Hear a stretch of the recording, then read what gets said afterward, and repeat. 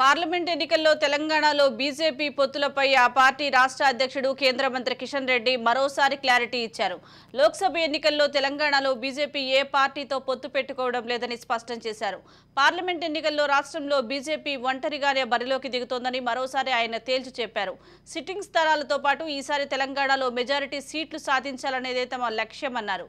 BJP అభ్యర్థుల first లిస్టులో తెలంగాణలోని 17 ఎంపీ స్థానాలకు గాను 9 మంది పేర్లు ప్రకటించామని, మిగతా 8 మంది అభ్యర్థుల పేర్లను బీజేపీ కేంద్ర ఎన్నికల కమిటీ సమావేశం తర్వాత ప్రకటిస్తామని తెలిపారు. బీజేపీ జాతీయ అధ్యక్షుడు నడ్డాను కలిసి మిగిలిన 8 మంది అభ్యర్థులపై చర్చిస్తామన్నారు.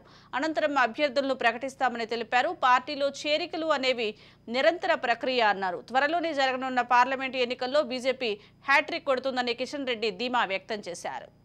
స్థానాలతో అధికారంలో రావాలని ఏదైతే ఈరోజు ఆకాంక్షిస్తున్నామో, భారత ప్రజలు ప్రాంతాలకు అతీతంగా, కులాలకు అతీతంగా, మతాలకు అతీతంగా కోరుకుంటున్నారో ఆ దిశలో తెలంగాణలో కూడా మెజార్టీ సీట్లు సంపాదించాలనే లక్ష్యంతో ముందుకెళ్తా ఉన్నాము.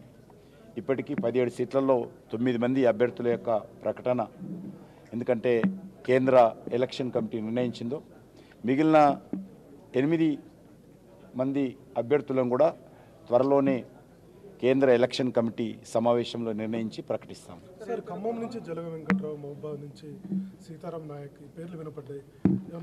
ఏదైనా కూడా ఒకసారి నిర్ణయించిన తర్వాత అందరి పేర్లు మీ ద్వారానే యావత్ ప్రజలకు తెలియజేసేటువంటి ప్రయత్నం చేస్తాం.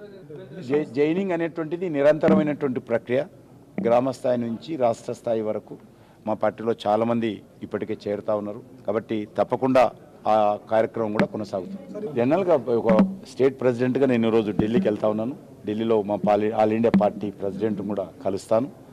కలిసి ఎన్నికలకు సంబంధించినటువంటి కార్యాచరణ మీద చర్చిస్తాము. దాంతోపాటు ఈ యొక్క అభ్యర్థుల విషయం కూడా ఢిల్లీ పార్టీ అటువంటిది ఏం చర్చ లేదు. ఇక్కడ మాత్రం మేము స్వతంత్రంగా 17కు 17 సీట్లు బీజేపీ స్వతంత్రంగా పోటీ చేస్తుందని చెప్పాను.